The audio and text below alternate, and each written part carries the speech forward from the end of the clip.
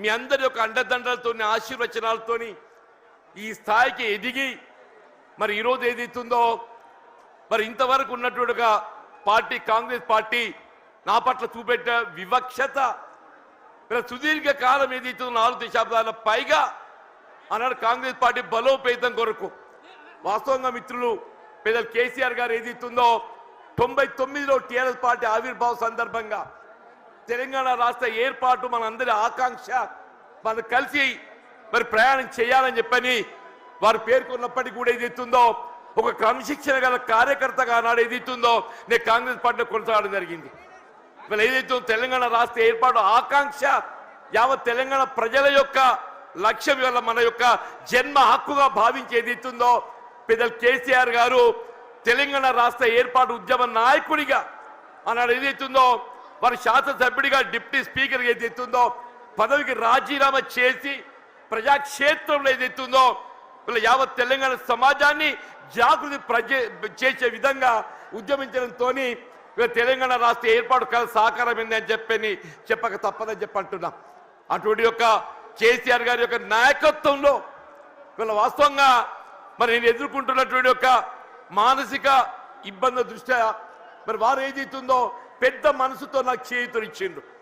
మరి పెద్ద మనసుతో నాకు చేయూతనిచ్చేదితుందో ఇలా ఒక ఉద్యమ రథసారథిగా బీఆర్ఎస్ పార్టీలో చేరి ఇలా తెలంగాణ రాష్ట్ర ఏర్పాటు వాస్తవం వారు దశాబ్ద కాలం 2 పర్యాయాలు ముఖ్యమంత్రి ఏదైతుందో తెలంగాణ రాష్ట్రాన్ని వీళ్ళ జాతీయ స్థాయిలోనే కాకుండా అంతర్జాతీయ స్థాయిలో దాన్ని నిలబెట్టడం జరిగింది. మరి అటువంటి ఒక రాష్ట్రం ఏదైతుందో ఆనాడు కాంగ్రెస్ పార్టీ ఇవాళ ఏదైతుందో ఒక ఇంకా మెరుగైన రీతిలో పాలన ఇవ్వడం జరుగుతుందని చెప్పినటువంటి భావన ఆశల పల్లకిలో ఊరిగింప చేయడంతో ఏదైతుందో మరి మొన్నటి 23 ఎన్నికల్లో కాంగ్రెస్ పార్టీ అధికారానికి వచ్చింది. కానీ వాస్తవంగా జరిగింది ఏంటి అనేది మనం ఒకసారి ఆలోచన చేయాలని చెప్పి అంటున్నాను. వారు ఆరంభించిన ఒక పథకాలకు ఇవాళ వాటికి ఏదైతుందో మెరుగైన రీతిలో దాన్ని అమలు చేయడం పక్కన పెట్టండి. అసలు కార్యక్రమాలు ఏదైతుందో అమలు మర్చిపోయే విధంగా ఇవాళ ఏదైతే రైతాంగం ఈ దేశానికి అన్నం పెట్టే రైతు వెన్నెం కాని చెప్పి అంటున్నాం. అటువంటి రైతుకి ఏదైతుందో ఒకప్పుడు శిస్తు చెల్లించేది ఉంటుండే. ఆ శిస్తు చెల్లింపు ఏదైతుందో ఆనాడు ఎన్టీ రామారావు టీడీపీ ప్రభుత్వ హయాంలో దాన్ని రద్దు చేస్తే వీళ్ళ కేసీఆర్ గారు ఏదైతుందో వీళ్ళ దేశంలోనే కాదు అంతర్జాతీయ స్థాయిలో కూడా పెట్టుబడి సమకూర్చే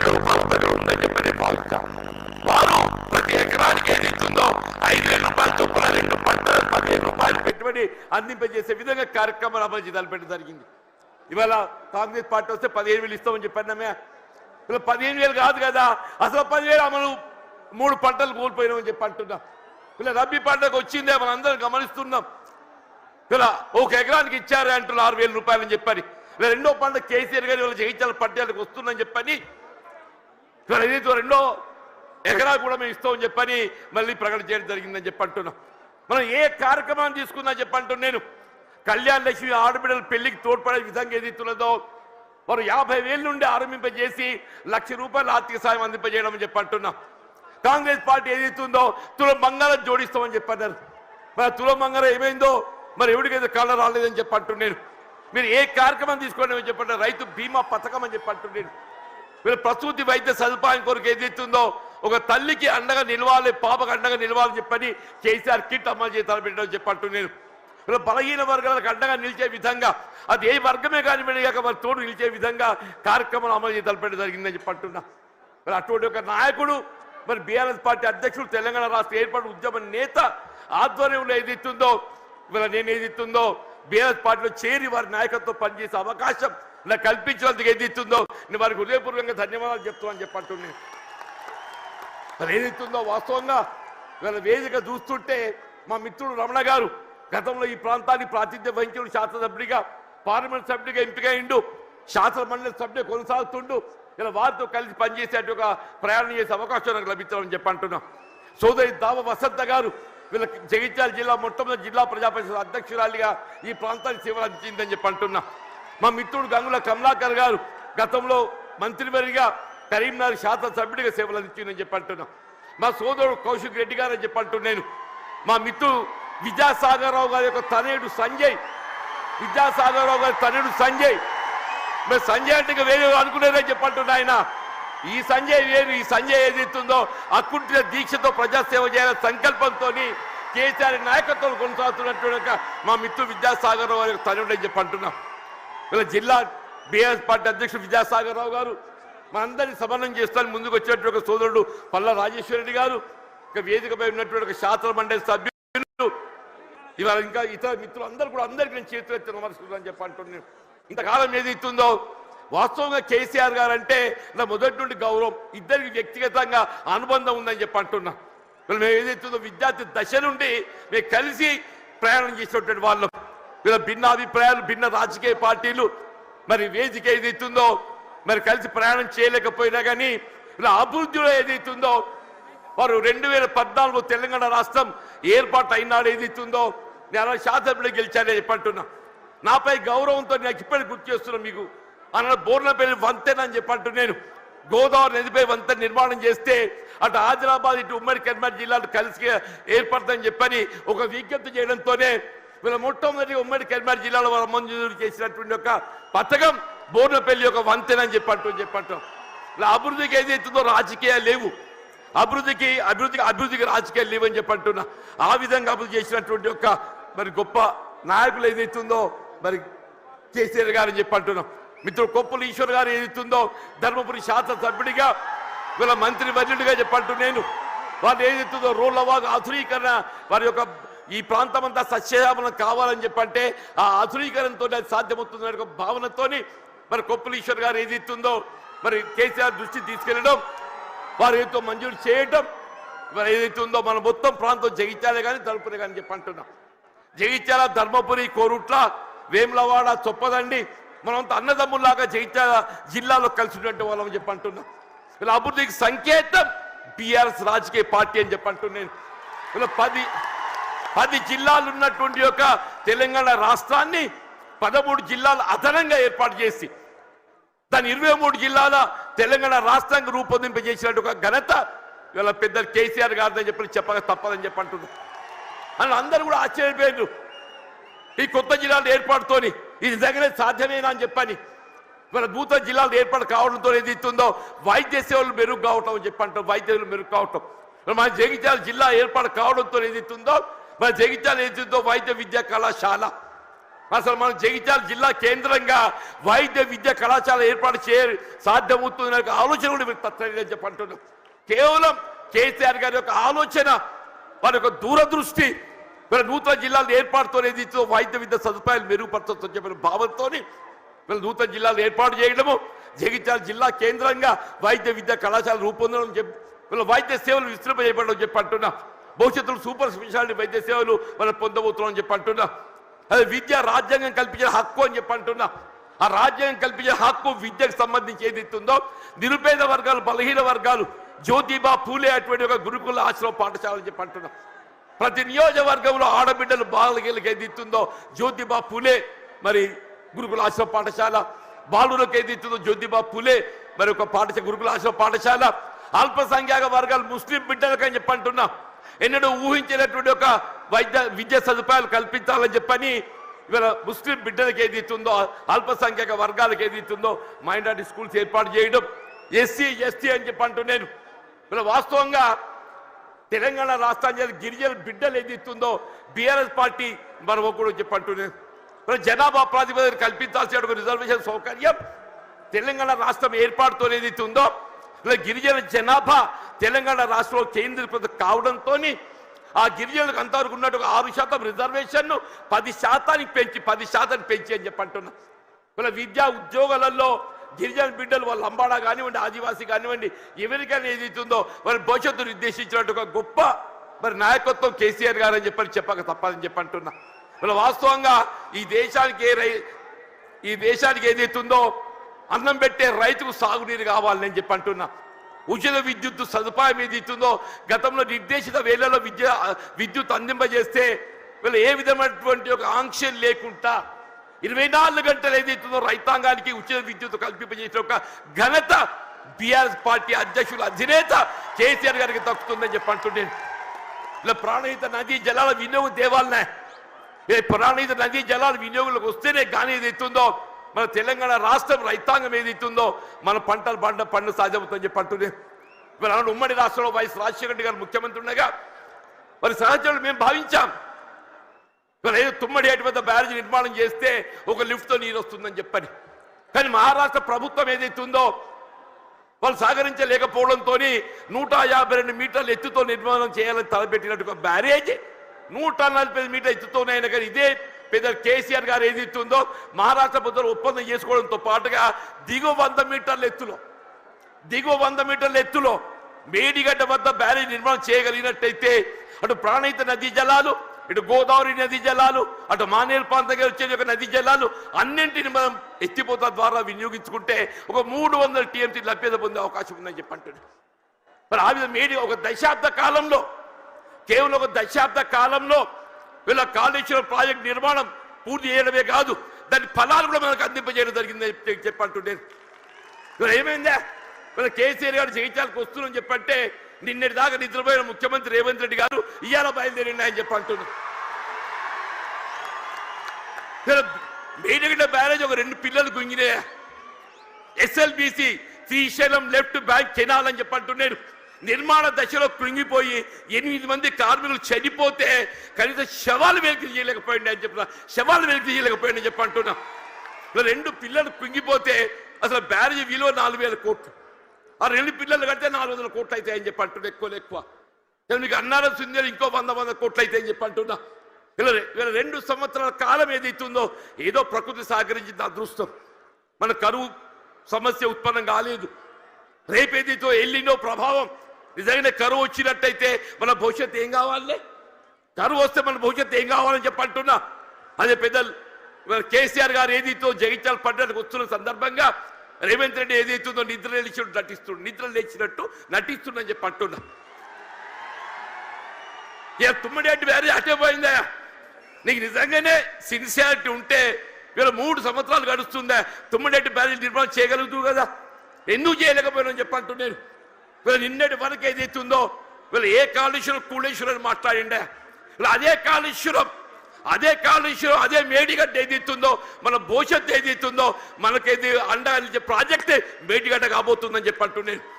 ఇలా మన భవిష్యత్తు రైతాంగమే కానీ ఇలా త్రాగునీటి సదుపాయమే కానీ పారిశ్రామిక అవసరాలే కానీ హైదరాబాద్ త్రాగుండే అవసరాలే కానీ అన్నింటికి ఏదైతుందో అదే మేడిగడ్డ మనకు జీవనాధారం కాబోతుందని చెప్పి అంటున్నాను. వాస్తవం చెప్పాలంటే ఇలా కేసీఆర్ గారి యొక్క విజన్, వారి యొక్క దూరదృష్టి, మరి తెలంగాణ రాష్ట్ర ఏర్పాటు సాధన కొరకు మరి ఉద్యమించి నాడు కరీంనగర్ జిల్లా కేంద్రంగా వారు టీఆర్ఎస్ ఆరంభింపజేయడం జరిగిందని చెప్పి అంటున్నారు. అందరూ ఆశ్చర్యపోయిండు. ఇదేంటి అందరూ మర్చిపోయిన తెలంగాణ నినాదం ఈయన లేవనెత్తుతుందని చెప్పారు. ఒంటరి పోరాటం ఆయన ఒక్కడు బయలుదేరితే యావత్ తెలంగాణ సమాజం ఆయన వెంట నడిచిందని చెప్పి అంటున్నారు. యావత్ తెలంగాణ సమాజం ఆయన వెంట నడిచి తెలంగాణ సాధ్యమైందని చెప్పి అంటున్నాం. అదే తెలంగాణ రాష్ట్ర నిర్మాణం కొరకు ఏదైతుందో దశాబ్ద కాలం పాటుపడ్డారు. ఇలా కాంగ్రెస్ వచ్చి ఏదో మేలు చేస్తా చెప్పి అనుకున్నామే, అది పక్కన పెట్టిండే. ఇలా తిరోగమన చర్యగా ఏదైతుందో తిరోగమనం పడుతుంది. మళ్ళీ తెలంగాణ రాష్ట్ర పునర్నిర్మాణం కావాలని చెప్పంటే కేసీఆర్ గారి యొక్క నాయకత్వం మాత్రమే తెలంగాణ రాష్ట్రాన్ని పునర్నిర్మాణం చేయగలుగుతామని చెప్పంటున్నాను. మీరు ఎక్కడ ఏ పల్లె కనపడి చెప్పిన ఒకటే నినాదం వస్తుంది, రేవంత్ రెడ్డి పోవాలి, కేసీఆర్ గారు రావాలి. ఒకటే నినాదం, రేవంత్ రెడ్డి గారు పోవాలి, కేసీఆర్ గారు రావాలి. కాంగ్రెస్ పోవాలి, బీఆర్ఎస్ రావాలి. అంటే ఏంటి? ప్రతి పల్లె గుండెల్లో ఏదైతుందో ఇవాళ ఈ నినాదం కేసీఆర్ గారు ఇవాళ వస్తుంటే నిజంగా చెప్తున్నా మొత్తం కూడలని యువత ఉత్సాహం కేరింతలు చూస్తుంటే మళ్ళీ తెలంగాణ రాష్ట్ర ఏర్పాటు ఉద్యమ దినాలు గుర్తుకొస్తాయని చెప్పంటున్నా. ఆనాడు తెలంగాణ రాష్ట్ర ఏర్పాటు ఉద్యమ సమయంలో కేసీఆర్ గారు నడుస్తుంటే యువత కేరింతలు ఏ విధంగా ఉండేనో ఇవాళ కేసీఆర్ గారు జగిత్యాల పర్యటన ఏదైతుందో మళ్ళీ అదే కేరింతల ఉత్సాహం యువతలో కనబడుతుందని చెప్పంటున్నాను. ఇలా అదే కేసీఆర్ గారి యొక్క నాయకత్వం తెలంగాణ రాష్ట్ర పునర్నిర్మాణానికి ఇలా మనకి ఏకైక నాయకత్వం కేసీఆర్ గారు అని చెప్పక తప్పదని చెప్పంటున్నాను. ఇలా వారి ఆధ్వర్యంలో పనిచేసే అవకాశం నాకు లభించడం, ఇలా వాస్తవంగా ఇద్దరం కూడా ఈ ఒకరి పట్ల ఒకరో అభిమానం కలిగి ఉన్నామే. కానీ ఏదైతుందో కలిసి ప్రయాణం చేసే అవకాశం కొంతకాలం వచ్చింది. 2004-9 మధ్య కాలంలో ఇద్దరం కలిసి ప్రయాణం చేసినాం, ఎన్నికల్లో కలిసి పోటీ చేసినాం. కానీ ఏదైతే కాంగ్రెస్ పార్టీ ఏ తెలంగాణ రాష్ట్ర ఏర్పాటు లక్ష్యంగా మరి ఎన్నికల ఒప్పందం కుదుర్చుకోవడం జరిగిందో, ఆ తెలంగాణ రాష్ట్ర ఏర్పాటు ఏదైతుందో జాప్యం చేయడంతో, కొంత నీరుగాచి పెద్ద చేయడంతో ఏదైతుందో వారు అనాడు కేంద్ర మంత్రి పదవి త్యాగం చేసి, కేంద్రంలో మంత్రి పదవి త్యాగం చేసి రాజీనామా చేసి పార్లమెంటు ఉప ఎన్నికలు వారు వస్తే మరి కాంగ్రెస్ పార్టీ పక్షాన అసలు ఛాలెంజ్ ఇచ్చినోడు పక్కకు వేయండి, అసలు ఛాలెంజ్ ఇచ్చినోడు పక్కకు వేయండి. కేసీఆర్ గారిని ఎదుర్కోవాలంటే మామూలు విషయం కాదు, కేసీఆర్ ఎదుర్కోవడం మామూలు విషయం కాదు అంటూ నేను అన్నాడు. ఏదైతే ఇదే కాంగ్రెస్ పార్టీ నన్ను దొరకబట్టి ఆయన ముందు నిలబెట్టిందా, నన్ను దొరకబెట్టి వారి ముందు నిలబెట్టిందని చెప్పంటున్నా. ఇక నేను ఏం చెప్పాలి, నా కోస ఏం చెప్పాలని చెప్పంటూ నేను అంటే నిజంగానే వారు అడ్డుకోవడం సాధ్యమేనానే? వారికి ఎందుకు ఒక లక్ష్యం ఉంది, తెలంగాణ రాష్ట్ర ఏర్పాటు లక్ష్యం ఉందని చెప్పంటున్నా. ఆ లక్ష్యాన్ని అడ్డుకోవడం సాధ్యమేనని చెప్పంటున్నాను. అది ఎవరితో సాధ్యం కాదు. వారు ఏది 2 పర్యాయాలు ఉప ఎన్నికలు గెలిచి యావత్ తెలంగాణ సమాజాన్ని జాగృతి చేసి తెలంగాణ రాష్ట్రాన్ని సాధించడం జరిగిందని చెప్పంటున్నాను. మరి అటువంటి కమిషనర్ గారి కార్యకర్తను నేను, అటువంటి కమిషనర్ గారి కార్యకర్తను యావత్ తెలంగాణ రాష్ట్రం ఆశ్చర్యం, ఇదేందా జీవన్ రెడ్డి మరి ఏం చేయాలని ఆయన 20 మాసాలు ఏదైతే నా ఉసురు పోసుకుంటారు, మీరు 20 మాసాలు ఉసురు పోసుకున్నారని చెప్పంటున్నా. నేను ఇంతకాలం ఈ మానసిక క్షోభ నేను భరించాలని చెప్పంటూ నేను సాధ్యమే చెప్పండి అన్న చెప్పంటూ నేను 4 దశాబ్దాలు కాంగ్రెస్ పార్టీ బలోపేతం కొరకు అకుంఠిత దీక్షతో ఏదైతుందో నేను పోరాటం చేసి నేను పాటుపడితే చివరికి దక్కింది ఏంటి అని చెప్పంటూ నేను ఆల్రెడీ ఈ వాయిస్ లోపల నాకు ఈ గోసేంది అంటూ నేను ఇవాళ 75-76 సంవత్సరాలు వచ్చినాయి అంటున్నా. నా జీవితం చివరి దశ చేరుకుందని చెప్పంటున్నా. నా జీవితం చివరి దశలో ఏదైతుందో నాకు ఈ మానసిక క్షోభ ఏంటి అని చెప్పంటున్నాను. ఇవాళ కేసీఆర్ గారు పెద్ద మనసుతో ఏదైతుందో మరి నా చేయూత నాకు ఏదైతే చేయి అందించి నాకు అండా నిలుచుడని చెప్పంటున్నాను. అదే 4 దశాబ్దాల కాలం కాంగ్రెస్ పార్టీ సేవలో, కాంగ్రెస్ పార్టీ నిర్మాణంలో నేను పాటుపడితే నా చివరి దక్కింది అయింది. మళ్ళీ కేసీఆర్ గారే చెప్పంటున్నాను పెద్ద మనసుతోని గతంలో ప్రత్యర్థులు ఒక భావన రానియకుండా గతంలో ప్రత్యర్థులు పోటీ చేసుకున్నప్పటికీ కూడా ఏదైతుందో అది భిన్న రాజకీయ పార్టీ యొక్క ఆలోచన విధానం కానీ ఆ జీవన వ్యక్తిగతంగా ఏదైతుందో విలువలు కట్టుబడే ఒక వ్యక్తిత్వం కాబట్టి అది ఒక భావనతోని వారు నాకు చేయూత అందించింది. అంత గొప్ప మనసు అని చెప్పంటున్నాను. దయచేసి ఇలా జగిత్యాల గడ్డ నేనేదో ఆశించి కాదు నాయన, నేను అన్ని చూసిన నేను చూడని ఏమీ లేదు. ఈ 4 దశాబ్దాల కాలంలో చూడని ఏమీ లేదు. ఇవాళ ఒకటి ఇవాళ రాష్ట్రాన్ని పట్టుకుని శని పీఠ విరగడ కావాలని చెప్పంటు ఒకటి ఈ రాష్ట్రాన్ని పట్టుకొని శని పీఠ విరగడ కావాలని చెప్పంటున్నా. ఆ శని పీఠ విరగడ కావడానికి కొరకు ఏదైతుందో కేవలం కేసీఆర్ గారి యొక్క నాయకత్వంతో మాత్రమే సాధ్యమవుతుంది. ఒక భావనతో ఏదైతుందో ఇవాళ కేసీఆర్ గారి యొక్క నాయకత్వంలో బీఆర్ఎస్ పార్టీ చేరదొరుకుతుందని చెప్పంటు. దయచేసి ఇంతకాలం నాకు అడ్డగా నిలిచిందా మీరు? నిజంగా మీ అందరికీ నా శేష జీవితం మీ అందరికీ నీ సేవ చేసి రుణం తీసుకోలేని చెప్పంటున్నాను. వీళ్ళ కేసీఆర్ గారి యొక్క నాయకత్వంలో వీళ్ళ ఉమ్మడి కరీంనగర్ జిల్లానే కాదు యావత్ తెలంగాణ రాష్ట్రంలో గులాబీ జెండా ఎగరవేయటమే మనందరూ ఒక లక్ష్యంగా మనం ముందు పోవాలని చెప్పంటున్నా. రాబోయే కాలం 119 స్థానాలు ఉంటాయి, ఎన్ని ఉంటాయో తెలియదు కానీ ఎన్ని స్థానాలు ఉన్నా అటు ఉమ్మడి రాష్ట్రంలో కాంగ్రెస్ పరిస్థితి ఏ విధంగా మారిందో రేపు రాబోయే శాతం ఎన్నికల్లో మీకు 94 ఉప ఎన్నికల్లో కాంగ్రెస్ పార్టీ పరిస్థితి కంటే ఇక దీనంగా తయారైపోతుందని చెప్పకుండా మనం చూస్తామని చెప్పంటాం. అలా ఇట్ వాజ్ నాట్ బట్ 10% అలా ఇట్ వాజ్ నాట్ బట్ 10% అని చెప్పంటున్నా. ఇవాళ పరిస్థితి కూడా ఏదైతుందో రాబోయే కాలంలో ఇవాళ ప్రజాభిప్రాయం ఎవరైనా ప్రజాభిప్రాయానికి అనుగుణంగా పనిచేయాలి. రేపు ప్రజాభిప్రాయానికి అనుగుణంగా ఏదైతుందో కేసీఆర్ గారి యొక్క నాయకత్వం పనిచేయాలి. వాళ్ళు ఎప్పటికైనా ఒకటి కోరుకుంటుంది, అరే ఇంత మంచిని నేను ఇచ్చిపెట్టుకుంటే ఏందే అరే నిజంగా ఆలోచిస్తే కూడా ఆశ్చర్యం కలుగుతుందా? ఆయన నాకే పగోడు కాదు, మేము గతంలో కలిసి ప్రయాణం చేసినాం. వారి జీవితం విద్యార్థి దశలో ఏదైతుందో ఇదే జగిత్యాల అంగడి బజార్లో గడిపిందని చెప్పంటున్నా. జగిత్యాలకు కేసీఆర్ గారికి ఉన్న ఒక అనుబంధం ఏదైతుందో ఇప్పటి తరాన్ని తెలియకపోవచ్చు, కానీ కేసీఆర్ గారి ఒక బాల్య జీవితం ఏదైతుందో జగిత్యాలతో ముడివేసుకుందని చెప్పంటున్నా.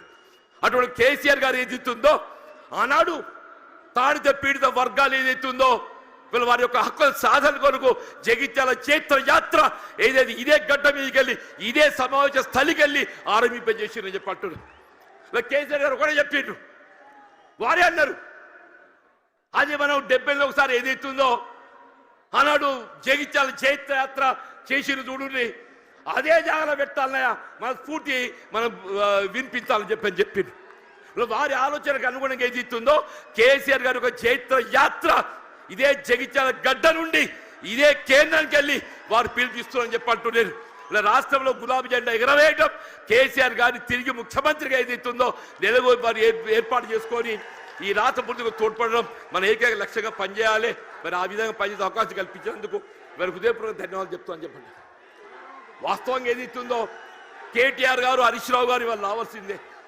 వారికి వేరే బాధ్యత అప్పగించడంతో మరి కేటీఆర్ గారు హరీష్ రావు గారు రాలేకపోయిండు వాస్తవంగా ఈ సభ సమావేశం ఏర్పాటు చేయడంలో చొరవ చూపెట్టింది కేటీఆర్ గారు హరీష్ రావు గారు అని చెప్పంటున్నా కేసీఆర్ గారి యొక్క ఆలోచన విధానానికి అనుగుణంగా దీన్ని రూపకల్పన చేసింది కేటీఆర్ గారు హరీష్ రావు గారు అని చెప్పంటున్నారు ఏదైనా కానీ నేను ఎక్కువ అంటే ఎందుకంటే మీ అందరికీ కేసీఆర్ గారిని వినాలని ఉందా